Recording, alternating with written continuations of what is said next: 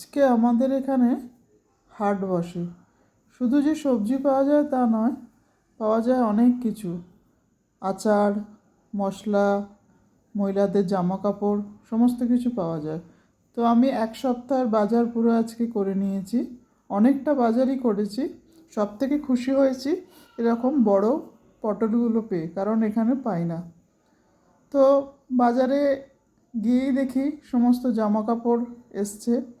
আমি যখন গেছি তখন সবে বাজার শুরু হচ্ছে, যেই কারণে সমস্ত জিনিস তখনও বসেনি।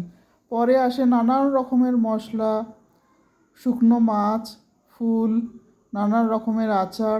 সেগুলো আজকে আমি পাইনি, কারণ আমি একদম প্রথম দিকে গেছিলাম, যাতে ভিড়টা না পাই। কারণ আমি কোনো দিনই যেতে পারি না, প্রত্যেকবারই ভাবি যাব, কিন্তু যাওয়া আর হয়ে ওঠে না। সেই জন্য আজকে গেছিলাম।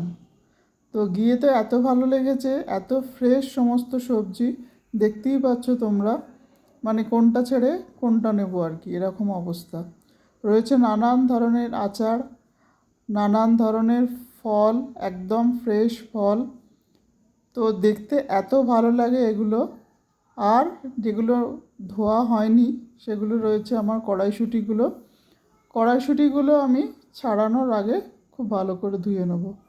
তোমরা দেখো, তোমাদেরও ভালো লাগবে। আর আমাকে জানিও কার কার এরকম বাজার দেখতে ভালো লাগে, বাজার করতে ভালো লাগে। Thank you.